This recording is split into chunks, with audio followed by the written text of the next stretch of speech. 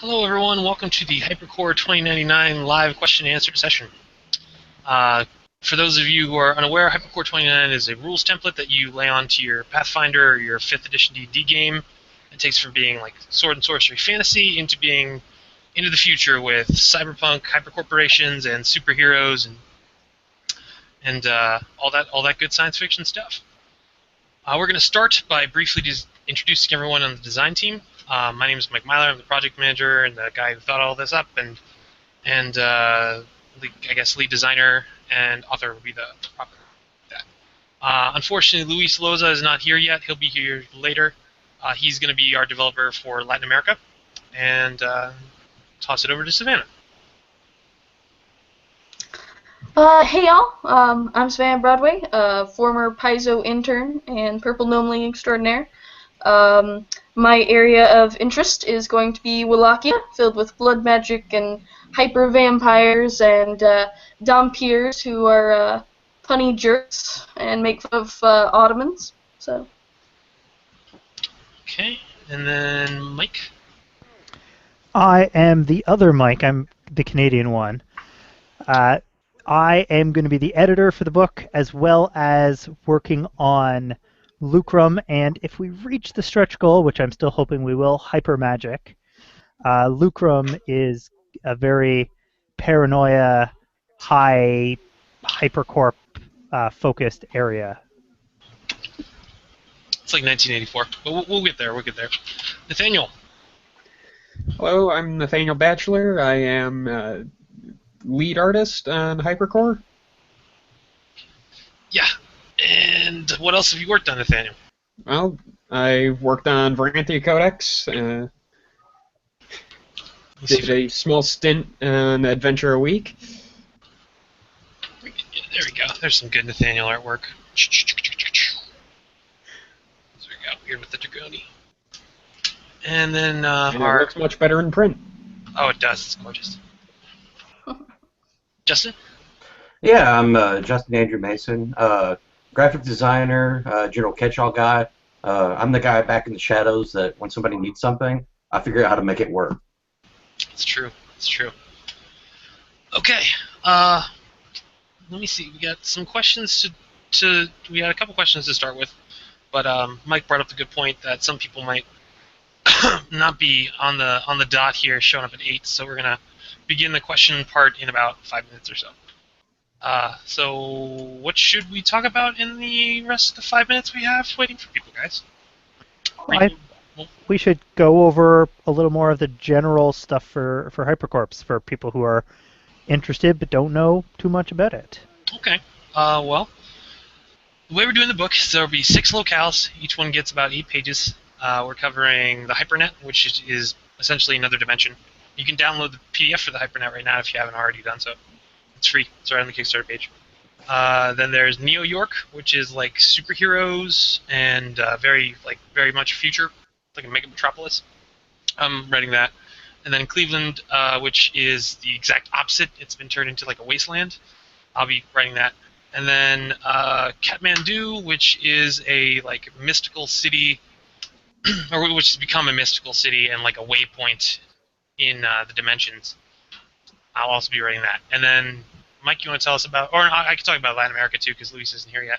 Latin America, he's largely focusing on like concepts of revolutions and like the ramifications of all the like weird GMO farming stuff we're doing. So there's like plant monsters and Nazi cabals and lots of guerrilla warfare going on down there. Oh, Richie's with us. Cool. Take a minute and get yourself comfortable, Rich. And Savannah, tell us about Wallachia. So, part of Wallachia is that it is essentially the brainchild of Vlad the Impaler, more preferably called Vlad III. But no, he ended up having a run-in with the Ottomans back in the 1400s and disappeared off the map. But he did leave a couple of his vampiric progeny who have been doing various machinations, eventually came into prominence and such. And now they are aiming to be a utopia of undead rights. Was it Awakened or Arisen's rights, the more PC version? I thought we were calling them animated. This is animated. Animated rights. So, yes. So they attempt to pose themselves as a utopia where the undead and the living can work together, with Vlad ruling as their benevolent prince. Of course, there is underlying problems, and there is a mostly Dhampir resistance group called the Children of the Dawn, who are attempting to take down the nastiness of the government, though, of course, like any resistance movement, they're like herding cats, and they're in the middle of a schism. Very cool. Tell us more about Lucrum, Mike. Lucrum is a little bit 1984, a little bit Paranoia, if anyone's ever played that game. And it's very, very much, there's the top tier, and their word is law. And then there's it's a very pyramidal structure. It's going to be really, really quick. Lucrum is a floating city created by hyper corporations. So let's start right there. That's a better place to start. It's very heavy on the laws and the restrictions, and there's a whole bunch of bubbling up resistance movements underground and secret societies, and a lot of sort of intercorporation politics. Great place for people to get involved. All right. And because I forgot to invite him until after everybody else, Rich, do you want to briefly introduce yourself to everyone here? Sure, yeah. Sorry, I wasn't even sure if I was going to be able to make this because I'm actually, as you can see, I'm actually in my office at work. But turns out all kinds of crazy stuff was happening at work, and I was here late anyway. So thanks for joining us, man. Double-edged blessing? I don't know how to even phrase that. I am Rich Howard. I'm a columnist for Tribality. I've done some Pathfinder and 5th edition stuff for a bunch of different companies. Mike tagged me in to see if we can try and take this mechanics and apply it to 5th. So we'll kind of see how that's going to go.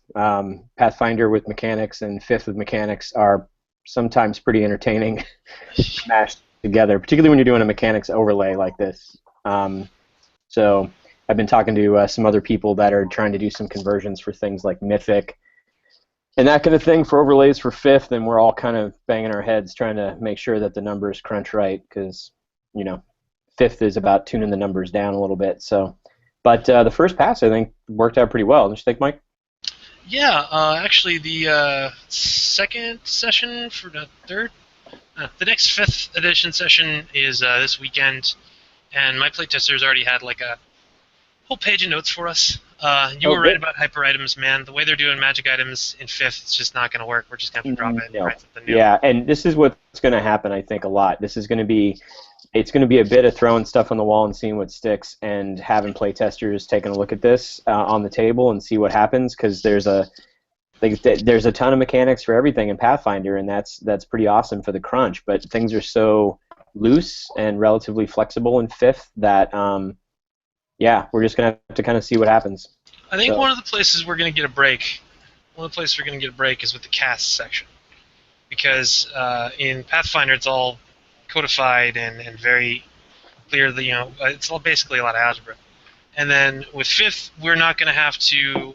Like the veteran and all the NPCs in the back of the monster manual, like none of those are actually built the same way a fighter is or the same way a wizard is. Exactly. Yeah, so we'll just be able to say like, okay, well this guy, he is immortal and he's got flame blasts and stuff, and it won't require, the 30 minutes of crunching numbers that Pathfinder necessitates. We'll just say, oh. Yeah, I have to tell you, one of the best things about 5th is the not taking 6 hours on a stat block.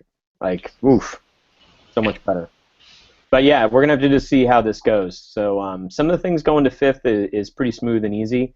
I've noticed mechanics overlays require a lot more work, so we'll have to see how that goes. We'll get it done.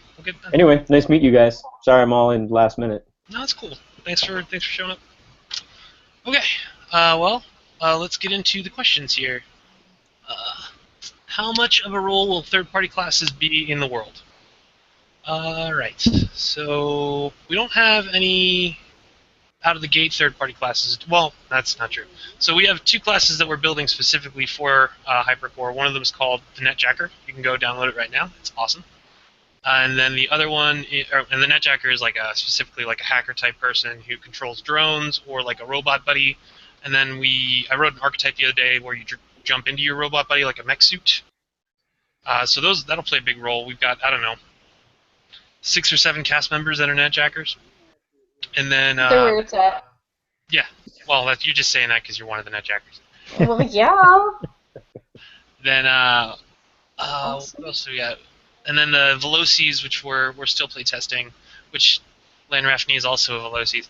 The Velocities is the speedster because there's not a really great way of doing, like, there are ways to amp up your speed in both 5e and Pathfinder, but not in the kind of progression that we want or need. So those will play a big role. Aside from that, I don't think I had anything I was like, oh, well, Spheres of Power aren't a class, so... Was there anything that, Savannah, Mike, that you specifically wanted to include vis-a-vis third-party classes? No, none that I thought. I only know a few of the third-party classes, though. I'm sure there's some out there that would make a lot of sense, but none that I know of. Yeah, the Time Thief, I'm thinking specifically, would probably be a really good inclusion. And maybe we'll get a Time Thief in there. The problem with third-party classes is that if we print the Time Thief, then we can't just print this is their ability. We have to explain what the ability is, which is kind of a buzzkill when I'm looking at actual like print costs, and I know it's going to cost me, $400 to add a page to the book. Then I'm not so keen to adding all these abilities that. And then on top of that, if you look at the Pathfinder site, they don't have a Call to Ventures up. But by the time this hits release, they will. And so, I mean, we've already got a pretty large selection of classes at our disposal. But like I said, there are some weird things like the Time Thief that would fit in really nice. So I won't rule it out, but right now I don't think that there's a lot of third-party classes that we're planning on including. But of course, people can add them if they want. Like if somebody wants to play a white necromancer or a machine smith, there's absolutely no reason you can't. I would even argue that this is a great opportunity for them to do so, because like we're doing a lot of messing with the power levels and like resources of characters in the game. So it's a good spot for inclusion of a third party where they've already kind of done that with their class. So yeah, no, definitely include them if your GM is cool with it, or if you really want to play one. I would encourage that for your game, yeah. How much will alignments play out in Hypercorps? That is a question I've been wrestling with for a little while. My initial plan was to just have them be as they are, but I mean, there's not so far in playtest there haven't been an enormous number of opportunities for the players to be heroic, or rather, they have certainly not taken any opportunities to be heroic. The Pittsburgh group are kind of terrible people. You are terrible people. I can just volunteer that now. We're pretty terrible people. And you woke up the angel, and then you knocked it back out. We didn't wake him up, not purposefully. Yes, he did. He specifically woke him up. Oh, okay, fine. I blame Warp for that. No responsibility. It's true. It's true.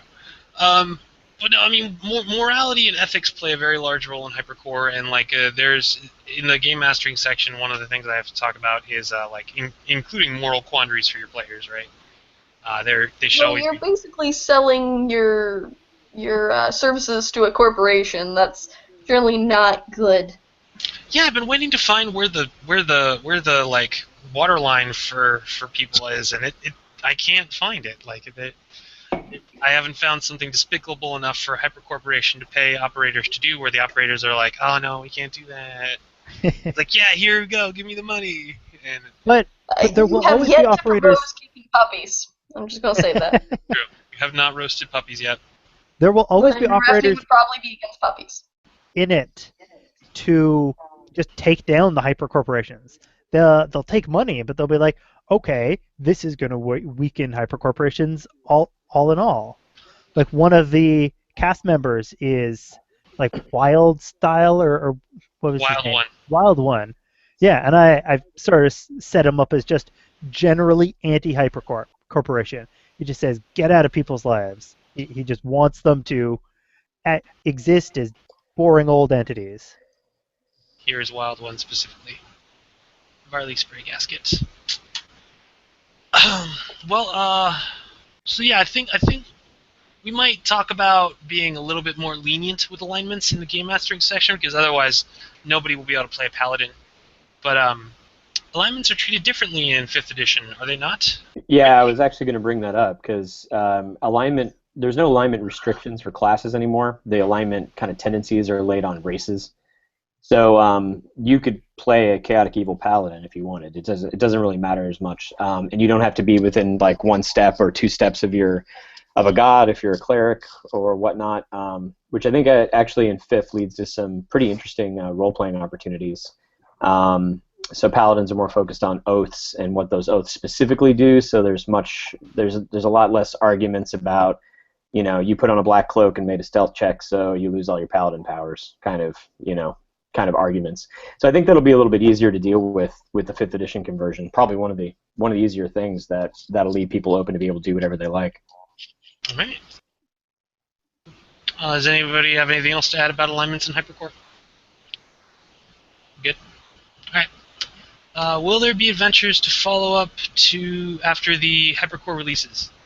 Oh, after the Hypercorps release. So, everybody who backs at the 25 or plus level will get the 2, or I think it's 1 adventure at $25. Anyway, there are 2 adventures that are coming out before the book comes out, but after the Kickstarter ends. We have finished editing them, and right now we're kind of waiting on art to roll in, and then they'll go to layout, and we'll get it to people before mid-October, I think, a couple days after the project ends. One of them is called Chillville or Thrillville. It happens in the Hypernet. And then the other one is called Specimens in Centralia, where the PCs go to like this is really crazy mine in Centralia, Pennsylvania that caught on fire in 1954 or 1956. And it still hasn't gone out yet, and they've like wiped the zip code off the map, and there are 6 or 7 people that like refuse to leave, but nobody else lives in the town, and there's like no work on the roadways there because like the earth under it is literally on fire, and like a lot of weird things happen there. Anyway, so they go into the Centralia mine to catch something for a hypercorporation.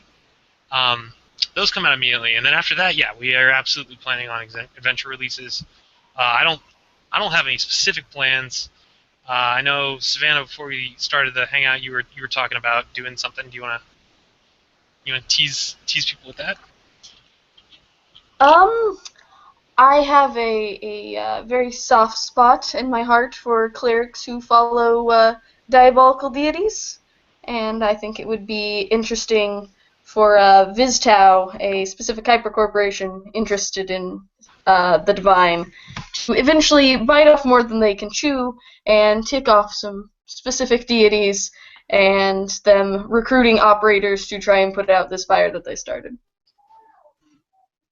I will support that. That sounds worthwhile to me. Actually, related to that, I don't remember seeing what deities we're using for this. That is good to bring up. So, with the dimensional stuff that happens, we talk a lot about demigrants and how they got like included into the world, but we never say what world or worlds the demigrants come from. So potentially they could come from Faerun or Galarion or Varanthia Codex or wherever your home game is, and you can use the gods associated with that. I do want to include some stuff for modern religions, but I will be doing so with extreme care and consideration because I don't want to offend anybody and like give Christian Jesus the wrong domain or whatever. So we'll offer some fun stuff as like a free supplement on the internet for folks, but we will not be including in the book that following Buddha gives you access to the knowledge domain or whatever. Let me see. And, yeah. Luce has joined us. Luce, you want to tell people who you are and what's going on with you? Hi. Well, I guess first, can you hear me fine? Yes, you're coming in good. Okay, great. Hi, I'm Luis Loza. I worked with Mike previously on the Varanthia Codex. I headed the headed the continent of Erethiel, which was all about high fantasy, martial arts, wuxia, whatever. And I've worked with Paizo. I've worked with other third parties like Adventure a Week, and now I'm taking care of Latin America, which encompasses Mexico, the Caribbean, all of South and Central America, which I have a soft spot for. So I figured I'm gonna tackle that, and we'll see what we can do with that. Have your locations yet? We briefly gave a quick rundown. Okay, so in essence, as 2099 rolls around, uh, the the whole of Latin America is essentially in a state of perpetual revolution. What's happened is, for the longest time there was revolts and uprisings and coup and whatnot, and for a good period of time everything was okay until about 2080 or so, when an event that I'm calling the Fall of March. We'll see what happens with that. Basically, a bunch of countries all at once lose their current power. Their leaders, whoever's in authority, kind of all goes to crap all at once. And as this happens, the vacuum is filled with just revolution. And what's happened now in the state of hyper corporations and the world as it is then, a lot of private military companies rise up to try to be the army that the revolutionaries or the state, depending on what side you're on, want to have without having risk their own lives in doing so. So there's lots of different corporations in the forms of private military companies that the players will be able to participate with or against, depending on how a GM decides to throw the story around. And then of course there's going to be lots of mythology brought in. I mean, the Americas have lots of rich mythology that I want to bring about. Aztec culture, Inca culture, anything with Amazonian tribes. So there's going to be, if you go to Machu Picchu, you might find something that you weren't expecting in terms of might be some soldiers being backed by some spirits or other mythological creatures there. So should be what I think is a good time there. Yeah, that was one of the reasons I was like, cool to give you like a whole continent as your region and stuff, like, because we're doing cities and city.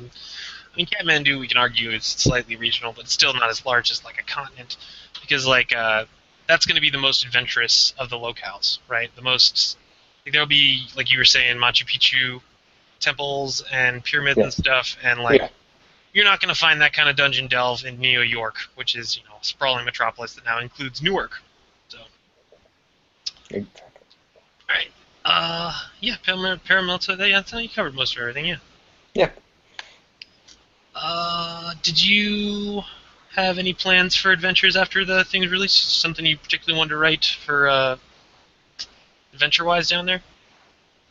I don't, but I want to delve particularly into the cities. I mean, I have the whole region, which means I don't get to get the focus of just a specific locale.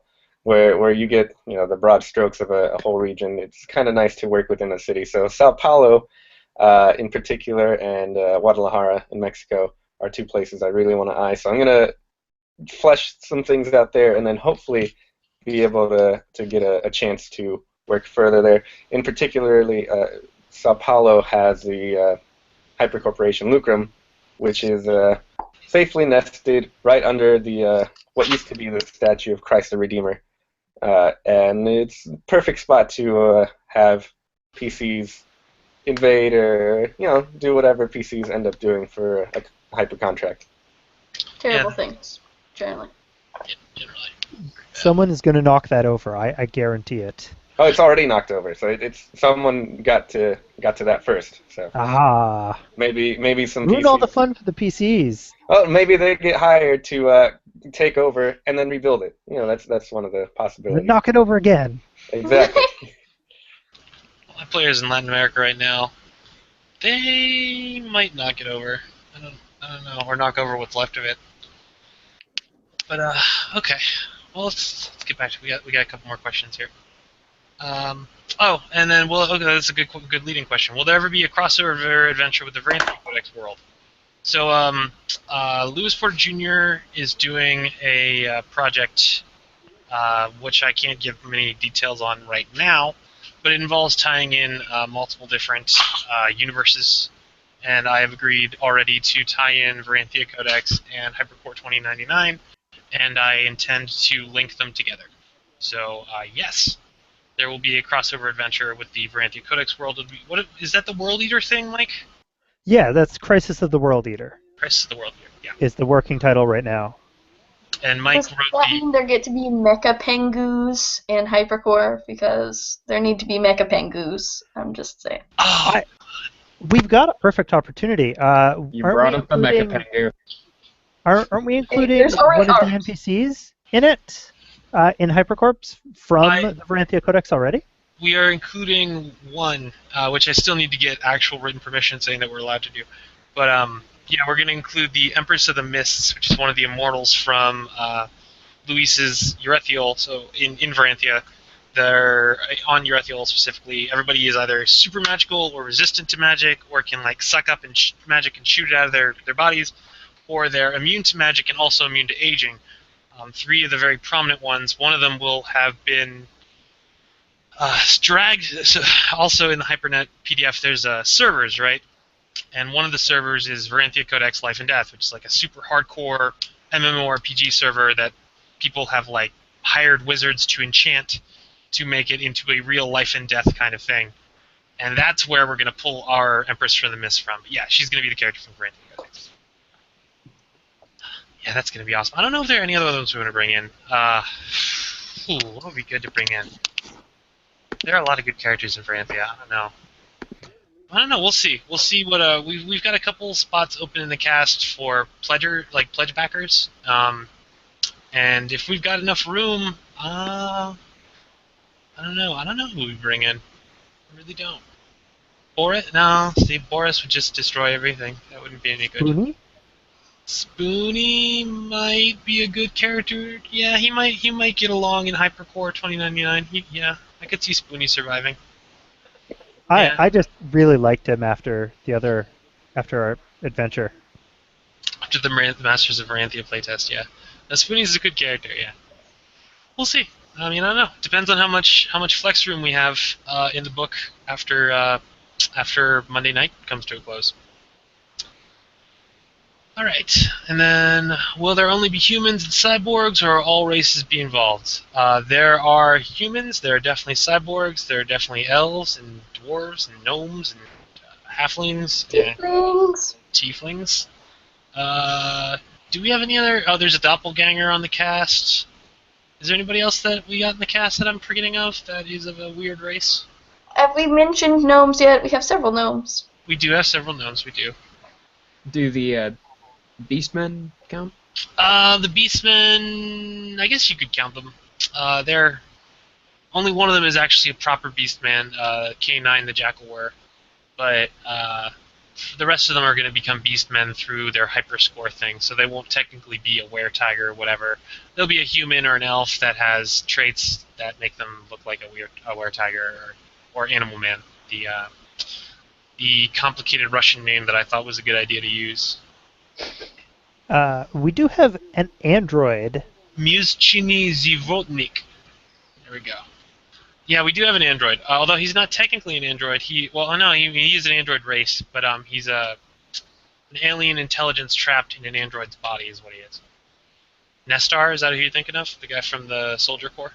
No, Sherlock 2099. Oh yeah, the pneumatic robot. Yeah, you're right. We do have one robot. We do. I was about to say, I was just looking at him. Like I'm looking through the cast right now. Yeah. Well, there's a weird thing with AI. So, like in the 2050s, and artificial intelligence without any like restrictions gets loosed onto the hypernet, and then after that, all the world powers and corporations get together, and they agree, not to have any artificial intelligence research or not to use it for weapons purposes and stuff like that. So, while you could play an android and be a robot, it is normally you're gonna have a really good reason, or people will just try to destroy you out of the fear of this thing. But yeah, so we do have that one robot. You're right. Yeah, I forgot about him. How did you forget about Sherlock, Mike? It's terrible. I didn't forget about Sherlock. No, I'm sorry. Good job. I know. I Too know many you're mics. talking to yourself. Yeah, my terrible internal monologue. Is that another question that just happened? No, okay. Yeah. And that does it for the questions we have in queue. Where should we, what else should we talk about here, guys? What else should we talk about? Should we go for the timeline, the cast, more about locales? That's it. I think we should do more on locales because I didn't get to talk about mine a lot. Go for it. Alright. So New York is the most cyberpunky of the... Oh.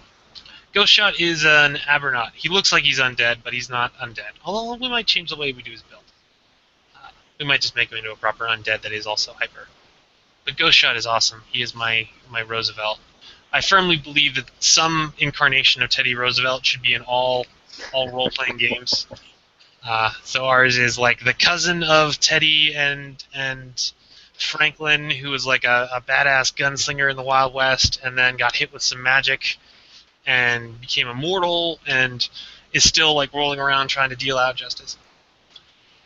All right, NYP or the New York, right? So as I mentioned earlier, New York and Newark get like Newark gets included into New York, and now it's like a sprawling mega metropolis the size of maybe like Rhode Island. It is ruled over by police, and then each like couple of blocks or so there is a deputy. The deputy are altered sapiens, so like that's where the superheroes come in. A lot of those people are on the take and like work for hypercorporations in their district or hypercorporations outside of their district. And the police force, I think, is largely still the kind of like very buddy-buddy shared society that they've got going on in New York today. In fact, we're calling Staten Island Copland, I think. Is it Staten Island? Yeah, it's called Copland. So there's definitely a very authoritative sort of thing going on there. And then one of the funner parts is the automated vehicles. So in New York in the future, very few people actually control their cars. It's almost all automated. You just ask for a car to come pick you up and take you somewhere. You pay a fee. There are people who have A-class licenses who are allowed to control their own vehicles, and they are specifically given control for that so that they can deal with the occasional rogue car. Because with all these like millions upon millions of vehicles running at a time, there are ghosts in the machine that cause cars to just go crazy and drive erratically, potentially injuring passengers or passerby. And the people with A-class licenses are allowed to stop these things and also not get arrested if they cause manslaughter. Anybody who stops it can get paid for it, but if you kill somebody or injure them, that's all on you, unless you have an A-class license. Then there's the Rock Works, which is like a vestige from the late 1900s before like the really heavy xenophobism for demogrants gets into play. It's like the brainchild of Daniel Rothschild, my thinly veiled parallel for the Rothschild family. And he builds like a huge underground network of steam tunnels and stuff that ends up becoming defunct and like a underworld beneath New York.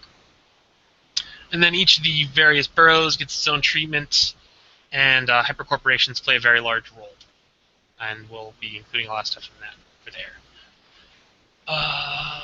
And then we should switch off to me to one of you guys. Or, no, you already talked about Loop Room. Yeah, all right. New York. Cleveland, like I said, is a wasteland and is very much gang-oriented and affiliated and kind of like a Wild West sort of deal. There are some ghost trams that run around, so if people don't have their own vehicle or whatever, which is kind of dicey because chances are if you live in a war zone that your vehicle is not going to stay intact for very long. That you can just take a ride on the tram, which is like run by ghosts of the city. And then Kathmandu is what I've been working on recently. It's pretty crazy.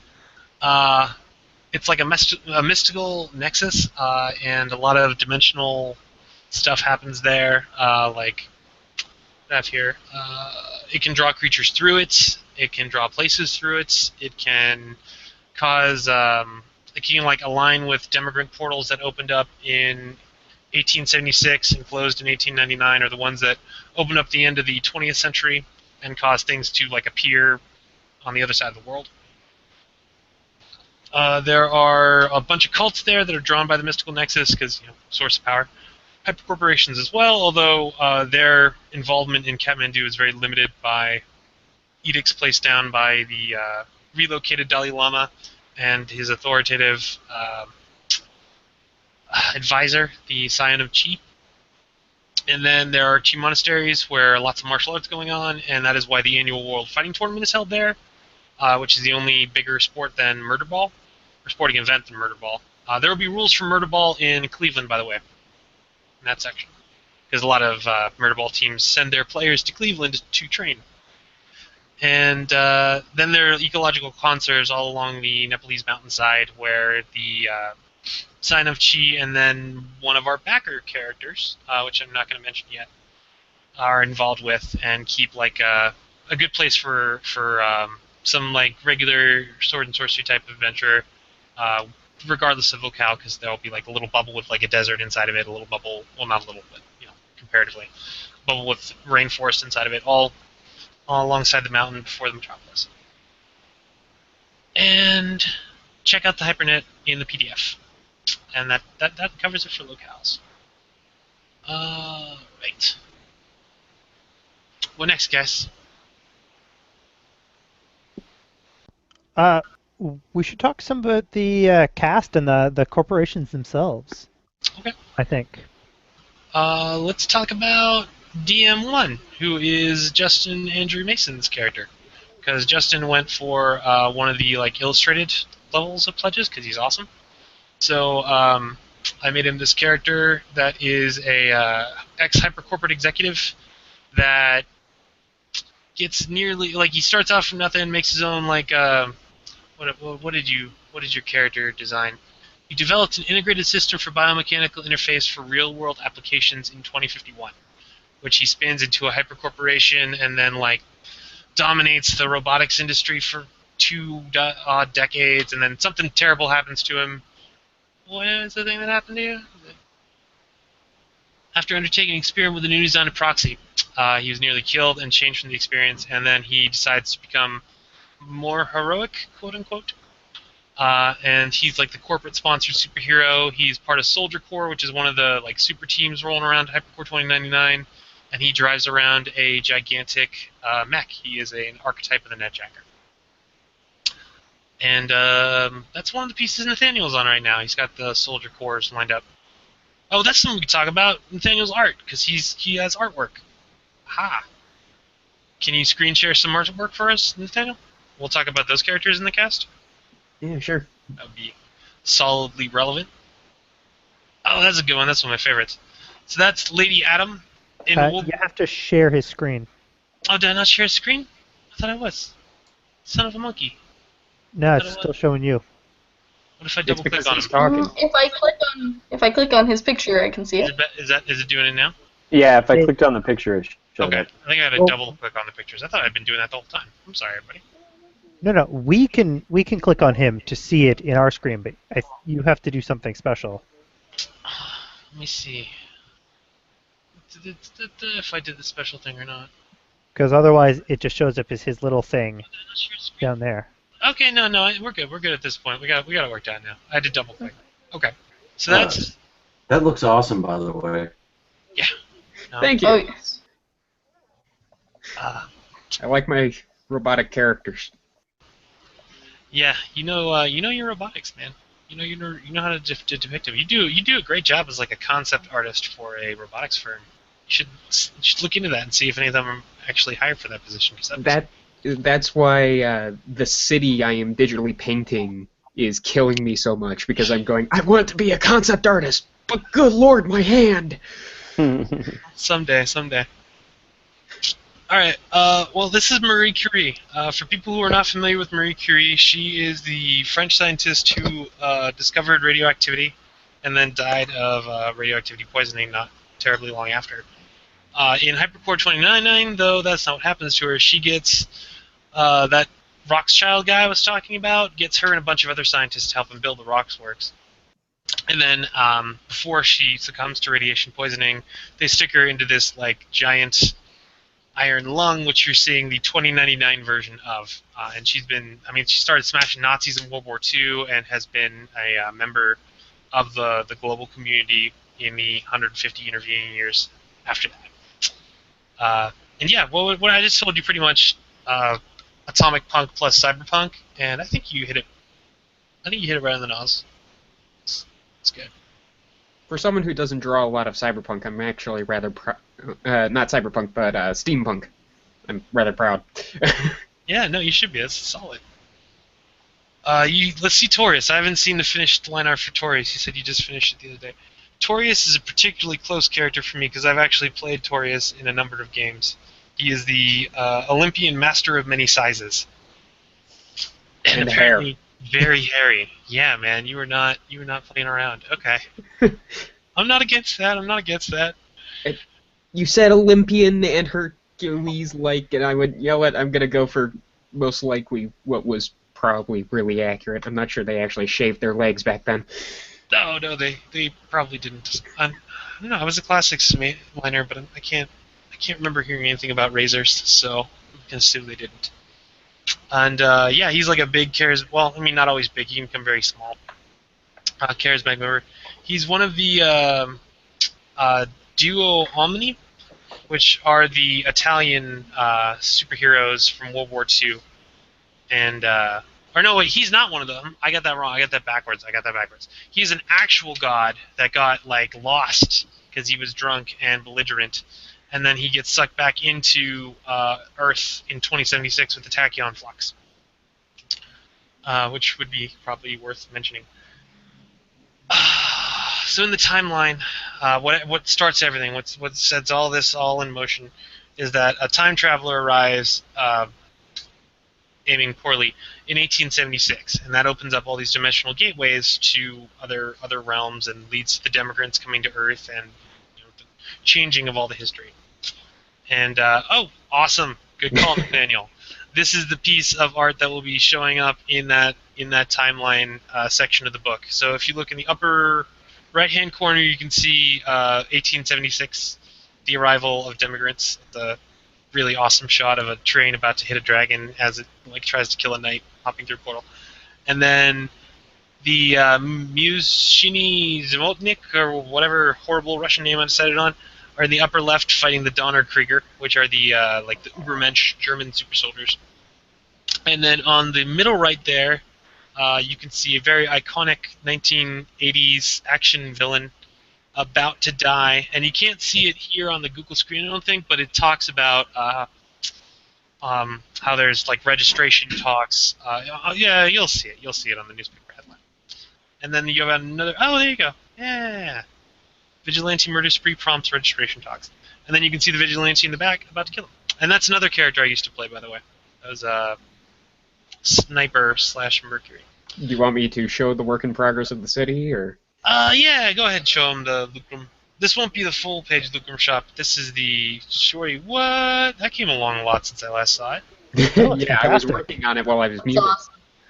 Man, nice. That is coming along very nice. This is the one that is killing my hand very slowly. Oh no! Making it work. Although I will note that by 2099 rolls around, it is not going to be in the sky. This will be for when Lucrum gets unveiled in 2064? Is that the year? Yes, 2064 is when it takes flight. Yeah. And then 2089 is when it is not flying anymore. Well, I got a good 20, 25 years out of it. I would. That's longer than you can reasonably expect a city to stay airborne. That's true. It's longer than the helicarrier. Just 25 minutes is how long you can expect a helicarrier to stay aloft for. 25 minutes of just wing time. So yeah, and then after the Lucrum, there's what's the other ones? I can't remember. We did the art order the other week. I can't. Oh yeah, that's a good one to talk about. This is a character I like a lot called Proletariat. He's like a Russian revolutionary, and this isn't the first Proletariat. This is probably like the 25th or 50th Proletariat because they die often. But somebody always takes up the mantle and this particular one is a psychic. It's a very Marvel Girl, Jean Grey kind of powers going on. And then, do you have anything else for us right now, or no? I can actually open up some of the characters from the playtest cover. Okay, yeah, that'd be a good idea. We could talk about them because they all have histories. That is Deathwing. She is so Norway's response to weapons and like drones and all that stuff in the AI was to put their pilot put their aircraft around a pilot instead of putting their pilot into an aircraft, and that's where you get Deathwing there. What else do we have about Deathwing? She's from Norway and was all like, "No, we're not going to just do stuff for." Here, I'm just opening the others. Yeah. In alphabetical order. Well, kind of. Yeah, she's part of the Royal Norwegian. Oh, Splits. Oh, Splits. Splits is the character I think I played the most of. He's like a genetically engineered Japanese boy that was so if you were gonna actually make somebody move at super speed, right? You would kill that person. They'd die. They would die because your brain just can't process things that quickly, right? Like you would run, 400 miles an hour and hit a wall because why on earth would you be able to not do that? So they genetically breed this kid to be super smart so that he can process all of this quickly enough, and like with super reflexes, and then the suit is what gives him the super speed and keeps him from killing himself when he runs into walls. And it's all ostensibly under the belief that he's supposed to be the first in a wave of like rescue operations personnel, and not soldiers because the Japanese Defense Force.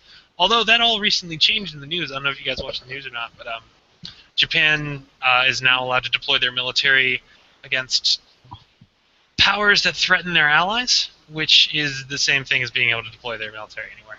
It was a really big hot button issue for a long time, and I think they're going to repeal it, but you never know. So Split's lost a little bit of the air right now. And let's move down the line. Ghost Shot we were talking about earlier, that is our Teddy Roosevelt relative. I think the picture says a million words there. Who's next? Enigma and Edgar Allan Poe. Oh, yeah, Edgar Allan Poe is around. He never died. There's actually a lot of mystery over exactly how he died. A lot of people think he was hypoglycemic. There's a couple of reports that claim that he died of like an opium overdose or an alcohol overdose, although because he's hypoglycemic, that could be just like having too much juice. And then, but what happens in Hyper 29 is he gets kidnapped by the Cult of Cthulhu, who are a real thing in 2099. We're parodying the real-life religion because there are real people in the world today who believe that Cthulhu will rise up out of Relaya and show us all what's what. So we're making fun of them. And he fights against them. And yeah, you can see he's got that sweet-ass eye patch. And then behind him is Enigma, our very occult, spooky investigator-type character. And there's a couple more from the other cover. Every Woman. You pull up Every Woman real quick? I can probably find her. I have the cover itself. Yeah, there you go. So Every Woman there is in the center. She's another World War II veteran. Let me double-click him. There we go. She's another World War II veteran that's been around for a long time. She got like a blood transfusion from a character called Freedom Jones that fought alongside Marie Curie, and she's kind of our like everybody knows every woman. That's like kind of her power. Although it's not a real power, she's been around so long and had like access to these networks of information. And then Hacker is behind her, Enganyar. I believe he is our Anonymous hero, because I am actually very fond of Anonymous. I don't know about how you guys feel about the hacker group Anonymous. I think they're great, and I'm going to be crushed if I find out that Anonymous has been like working for Microsoft or something all this time, because they seem like one of the only good bastions of freedom and liberty in the world. And so one of our heroes here is Anganyar, who will be a 2099 operative that largely works on behalf of Anonymous. And then you can see below him down there is Sniper, who's the descendant of that arrow shooting guy killing the dude in the 1980s from the timeline shot. Because like in any good superhero book, there's going to be a lot of mantle characters that like continue, or legacy characters, proper term. And I think that runs us out of art because Roland still hasn't sent me his new stuff yet. But yeah, we're waiting on Roland's art to do the adventure PDFs. And then Claudio, oh Claudio, you need to finish that cover. Oh my God, Claudio, it's so cool looking. Yeah, it is. I know, I just want it so bad, and like to get a poster of it on the wall. We need to get like $350 more before we hit his stretch goal. I know. I wish I should. He was saying he was saying last month, hey, shouldn't we just do this now? And I was like, oh, maybe you should wait. I should have just said do it now, man. Just do it now. And then taken out a loan and paid him if things went upside. But I can find the. I imagine most of the people who are watching this have already seen Claudio's incredible cover art. But for those who have not, here is his concept. What? Oh my God. That guy just so gorgeous. Robo Dragon. It's And really then cool. there is Lanrefni you can barely see, and then that will be Corruption. Is that the name of your wizard guy, Mike? Yeah, that's the name I'm working with right now. And then ostensibly this is Luis, so you can't really see him. And same here, that's supposed to be me. Which if you watch the video, you'll see that I have a trench coat and blue hair and elf ears and stuff, and that's the connect there. But yeah, Claudio is our next stretch goal, and then after Claudio is Hyper Magic with Mike, and then Indy Martin, somebody who worked on Varanthia Codex. She did a whole ton of amazing artwork, which I guess we could show off a little bit of Indy's artwork just to give people an idea. She's the one after that, and then I think it's Adam Mayers after her to do Hyper Spheres of Power.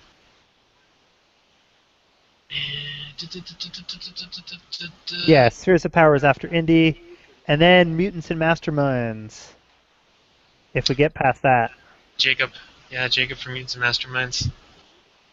Alright, let me do a quick screen share here. This is from a free PDF, actually. Everybody can go and download and check it out themselves. It's called the Besticore. VaranthiaCodex.com. You'll find it through there. But yeah, Indy is amazing. She is like she's a legit. Not to say that Nathaniel's not a legitimate artist, but Nathaniel hasn't had an art gallery yet, you know. Or have you met Nathaniel? I don't know. Maybe I'm speaking too early. I haven't been in an art gallery. No. We'll get you there. Indy is far better. Go commission her. Well, I'll commission you both. Yeah, she's I plug my fellow artists. she gets a much more like ephemeral, dreamlike kind of style that I look forward to getting her to do like an entire. I would love to do her like have her do any kind of cyberpunk cityscape like at night, you know. Anyway, yeah, that's all the artwork and stuff, and a quick review of the cast. A couple of the other, just to mention them off. The Zodiac Defenders are a thing in Kathmandu, so like the Scion of Chi, who's very like Chinese oriented, occasionally needs to do stuff that requires her attentions away from the city, and when she's gone, the Zodiac Defenders are on top of that. That includes a RoboCop kind of character called K9, Sergeant K9, because she runs the police force. And then I think my favorite is called the Rat. He is a dude who helped invent the hypernet and cast commuting and stuff, and then went crazy and now thinks he's permanently in a video game. So he's our like through the fourth wall character, and calls himself the Big Cheese, and will be wearing like one of those cheese heads that the football fans have, like all the time because he insists that like it's a bonus item. And yeah, no, I like the Big Cheese a lot. And then there's the rabbit and the dog, and all told, only a couple of these get actual stat blocks, and those who don't get stat blocks are like the one character is the horse is some weird cold giant thing from the Monster Codex called a Severathium, which is some kind of like weird extra horsed mountain horror, and like one of the rooster I think is a sovereign dragon and stuff like that. Stats will be available for all 12 Zodiac Defenders, but only 5 of them will be specific to Hypercorps 2099. What were you going to say, Mike? I was gonna say they're frost giant eight-legged centaurs. They're like half Sleipnir and half frost giants. It felt very, very good. It felt like a really good fit when I was looking through like my options for things that I could ostensibly call the horse. Yeah, no, I was pleased with that one. And yeah, we have a Doctor Doom kind of dude called King Karand, but he's much more mystic focused as opposed to tech focused. And yeah, I know Doctor Doom was also a sorcerer or is dabbling in sorcery, but this is a much more sorcery guy and like dabbles in robotics. We have a Sailor Moon type person called King Lunar. We have an invisible Russian assassin that's been running stuff for the Wolves of Stalin, which are like super KGB. We have I'm just going to call Pockets Professor Oak, because I feel like that's what's going on there. Professor Oak from Pokemon. We have a celebrity athlete, Violet Astro, also known as Pop. Sigrid, ex-Donner Krieger, Sherlock 29, we talked about him. Or it, I should say. Tomahawk, a patriotic super soldier. So, this is worth mentioning. So one of the changes from the main like real world history we have is that the Lakota Black Hills are retained by like a large portion of it are retained by like Native American tribes and turned into a like sovereign state that's still part of the United States but also has sovereign powers called, and I'm almost certainly mispronouncing this, Wowakake Oyanch. That is an N and a J at the same time. That is not a letter I know. Into a thing I can't pronounce.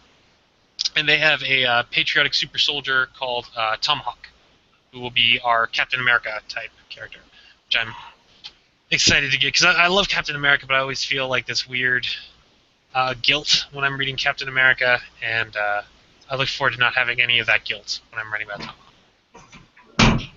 And Sherlock also has like a buddy called Watson who is there to fix Sherlock when it breaks. That she'll make the book too. And yeah, and then Edgar Allan Poe also has a monster buddy called Yusazern that is tied into how he like got out of being captured by the Call of Cthulhu. And then backers. And let's see. Oh, I was just about to turn to Rich. It's okay. You probably want to go home. I'm not going to blame him. And then in top of the, there are lots of Hypercorps corporations we have planned. Right now I've got notes written down for like 30 of them. 40 of them. And then on top of that we have organizations like the Order of the Tide, which are like global mystical defenders, and the Scales, yeah. Which we have to talk about. You still need an entry for the Sangre as well.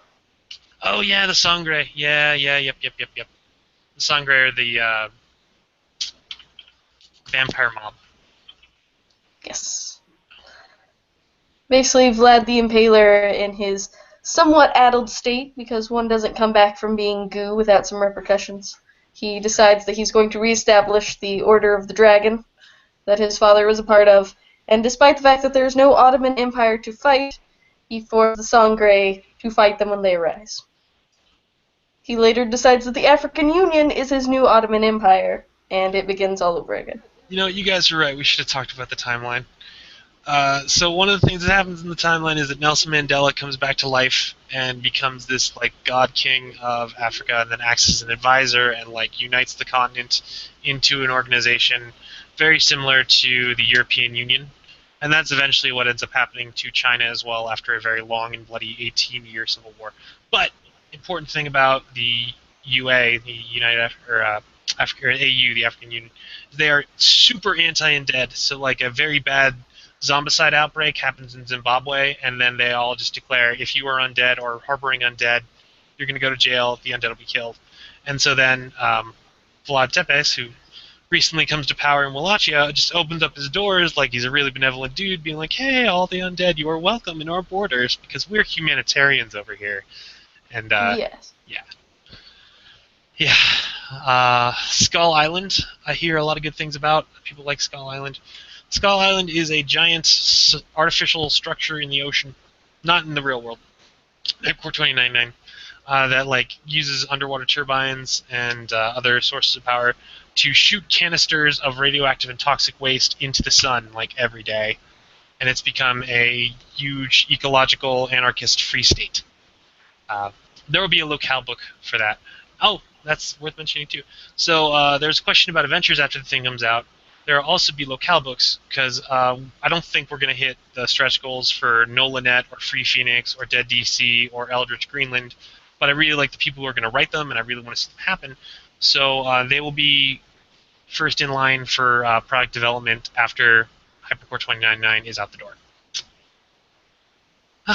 Okay, cool. Rich, you unfortunately we haven't had a lot to talk to you about. Is there anything you want to add? No, it's just there's a ton of cool setting stuff that you guys are working on that I haven't been privy to, so it's actually pretty cool to hear it on my end, even though I'm technically on the team. A lot of what I'm doing is just going to be converting, kind of getting these mechanics to try and work out, and doing the playtest that we're talking about, and getting that worked out, which I'm excited about. But man, the imagination that's going into every location and the timeline, the history, the current age, you guys have got something pretty crazy going on. I like it. So, yeah, outside of that, really, it's just going to be me. It's me and mechanics. That's what's going to be me behind the scenes. Yeah, so, it's yeah. Playing through the 5e stuff is interesting, and I look forward to writing the cast section of that book. It's going to be so much easier than doing the rest. Because I just finished like a lot of the notes for the cast section of the Pathfinder version, and it's going to be me sitting here crunching numbers for like 2 weeks, which I'm cool with. It's my job, But it's going to be very interesting and very fun to just sit down and write, this is how this guy's fire ability works. We're done. Next guy. It's going to take me like 3 days. Yeah, well, the new you were talking about the two new classes as well. Being brought over to 5th edition. That kind of thing makes me pretty excited as well. And I'm looking forward to seeing what the feedback was on that early playtest as well. Because again, you and I work pretty hard on just trying to get this kind of trimmed down and get the bounded accuracy kind of things to the point where you can get the feel of something that's what you're looking for, which is the super cyberpunk feel in a 5th edition that still allows kind of that fluidity of, kind of trying to echo those 1st and 2nd edition kind of theater of the imagination, that kind of thing. So trying to get the feel of what you're looking for in this in the current edition. Yeah, so I'm looking forward to hearing the feedback and kind of seeing what we can do to make this flow for people who are more familiar with or are enjoying the 5th edition system, like me. I will ping you the document. I just codified everything that they had to say earlier today.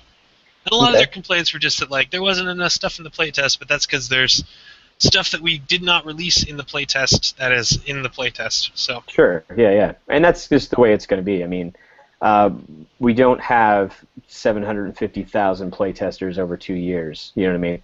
So we got to kind of let these things out, little pieces at a time to see kind of where we're going. It's basically just like they're doing with the Unearthed Arcana releases that Wizards of the Coast are doing right now. They release 4 or 5 levels. They let you play through some stuff, and they realize like, all right, is this working? Or is this to the point where we just need to tweak what we have, or do we need to just throw this out and start all over again, right? And I don't think we're at anywhere at a point for throwing it out and starting it over again. But it is one of those things where we need to figure out kind of what works and what doesn't, Yeah. And so that's going to be involving the people out there, which is really exciting to me to work with the feedback of the people playing the game to make something that's enjoyable for them. Yeah, we'll have to revamp the 5e playtest document and make sure we get something sent out to the backers. I guess the first week we'll plan on it because, like I said, I just codified all the stuff they had, and then we have another playtest on Sunday. And I was a little disappointed with the first playtest because they just rickrolled right through the security guards and then a yellow ogre and a gelatinous ooze, which I expected them to win, but I didn't. It was too fast of a win, So yeah. This weekend. Well, here, this is something worth mentioning. So, one of the things that changes when you're playing Hypercorps is that the fundamental structure of the game is different, right? Like, the characters are supposed to win, but I am supposed to kill you, right? Like, it is my goal as the GM to get you through an adventure, make you feel like you're doing well, and at the very end, try to kill you. Very bad. Like, it's just no holds barred. Not as bad as, like, dropping the Tarrasque on you, but like at a situation that statistically you would not want to bet on winning, and then you win, which feels really good. Which Savannah can attest to. You've been through a couple of those. Yeah, no, the assault on the Necromancer's mansion felt very much earned when we got out alive. Right, and so we'll see how this one goes. I don't want to give too much away because I know that my playtesters are going to watch this, and I don't want them to. Yeah, but yeah, I'm looking forward to it because they took to it like fish in water, which I didn't expect. I thought they were going to be a little resistant, but they were just like they dove right in, and yeah. Okay, all right. Well, does anybody have? Let's do closing thoughts. We'll start with Justin because we haven't had a lot for Justin to talk about. Well, I mean, really, I'm learning a lot of this stuff for the first time now, hearing you guys talk about it, and I'm really stoked about getting the opportunity to apply this to my own game group. For a long time, I've looked for a solution to integrate a futuristic HyperNet type environment, and the concept of it being its own plane and integrating it that way is perfect. So I'm stoked. Hurry up. All right. Well, you got graphics to start on, man. Yeah, start looking through. I know we're gonna add some more hypercorporations because they're not gonna take up as much space as the characters. I'm figuring the characters are gonna take up a page apiece, but the hypercorporations we're gonna jam inside of 10 pages, and so you can start figuring out concepts for what like XYZ robot manufacturer's logo looks like. Awesome. And Yon Games and. We already kind of have a thing for Shen-Chi from Nathaniel. Speaking of Nathaniel, you would give us some closing thoughts? This is largely your art project. You're on for like over $1,000 of art. I'm honestly just having a blast. I don't do as much role playing as my dad does, but it's fun creating elements that other people will be able to see and interact with. Yeah, so it's fun having our elements illustrated, and we greatly appreciate you doing so. By the way, I greatly appreciate you hiring me. We'll keep being flexible and good to work with, and I'll continue to hire you, man. But yeah, I give Nathaniel routinely. I give him stuff where it's just where I'm like literally, hey, I need you to take Marie Curie and just jam atomic punk and cyberpunk together, and you guys saw the results. He knows what he's doing. He's good. All right, Rich, closing thoughts for us? Extra closing thoughts on what I already said? Well, I mean, no, not really. You were pretty comprehensive there. I think it was pretty straightforward. Like I said, you guys have created a monster of a world here. So I'm hoping I can do it justice for a different system and get that feel across that you guys are looking for. That high adventure superhero, kind of gritty cyberpunk superhero, that, kind of the old school Dark Champions kind of a thing you guys are looking for. And if we can get that feeling in 5th edition, I think people are going to love it. I just think they're going to love it. Yeah. If we manage to get any space open in the cast section, I want to get at least one character that you can have illustrated that was of your own devious mind. I seem to be less devious than everyone on this panel, I think. I don't know. Particularly Savannah, apparently. So, Savannah's not to be trusted. It's not a zero-sum game. I mean, just because I depicted myself via the Grinch Stole Christmas smile earlier today means nothing. Yeah, looking forward to it. Looking forward to seeing the end product. All right, Savannah, you got some closing thoughts for everybody? I think what I'm very excited about Wallachia, just because it's going to be very old school sort of adventures, and the adventures are what I'm really looking forward to. Like, Design the Saying is great, but getting to run adventures through a gauntlet is going to be fantastic. Agreed. The adventuring is the best part. Luis? Well, I'm also excited for my sections. What I really am looking forward to is taking little bits of mysteries from the real world, like why was the Mayan calendar ending exactly at that point, or what happened exactly with why is there so many earthquakes? What could cause an earthquake here in Mexico in the 80s or in Costa Rica in the 70s? and answering those questions in a more fantastical way. So I hope everyone looks forward to that, because I sure am. Yeah. No, you're going to turn up soon. Luis is routinely, I drag Luis to everything I can because I tell Luis to do stuff, and then he does it, and I don't have to change it, or I might have to a little bit of grammatical editing, but that's it. It's always phenomenal work. I'm not going to say he's my best writer because I have lots of writers here, but he's my favorite. I have to Thank you. I have to second that. Lewis's work is amazing. Impeccable is the Thank word you, for thank it. you. That's the one we want. Impeccable. Anyway, Mike, what are your closing thoughts? I'm loving working on Lucrum. It's going to be a very interesting place. I'm getting into where the players are going to get really be able to cause trouble, but I'm also getting hyped for Hyper Magic. I'm really hoping we hit that stretch goal because it's we're trending towards it. There's a good chance we'll hit it. It's not Ignore guaranteed, those but numbers. Ignore them. They are terrible on the last couple of days. I'm crossing my fingers. Yeah, the But way I've the been math coming up works. with a bunch of weird meta magic. I'm trying to come up with some ways to make hyper characters cast non-Vancian spells and to be able to cast extra spells a day by tattooing them on people and lots of We can get crazy together and magic. talk about hyper blood magic. It'll be Hyper great. blood magic, perfect. Yes. Yeah, so I'm really hyped for hyper magic. Well, good. I'm really hyped for everything, and I've been thrilled with everyone's response. I'm so glad that we funded so early and that we're already on stretch goals and stuff. With Varanthia, at this point in time, I was losing my shit because we were not funded. We funded in the last day for Varanthia. It was horrifying. Not a concern here because we're there. We're there, guys. It's okay. Everyone, the job is happening. It's all good. So yeah, no, I'm just really excited to see how far we go. I really do hope we get Hyper Magic, and I really, really, really want Indy because she does. Yeah. I like Indy's artwork a lot, and I will probably get a much larger print of her artwork and put it on my wall. Although to be fair, I have Nathaniel artwork on my wall, along with Indy and Jacob artwork. So, and then there's more over here that you can't see in the dark. Because if you work in the RPG industry, by the way, and you have not printed out artwork that you have asked people to draw for you and put it around your office, you're making a terrible mistake. Do that now, as soon as possible. When we're done, right now, just go and get the things and print them off your printer and put it on the wall. You'll be much happier.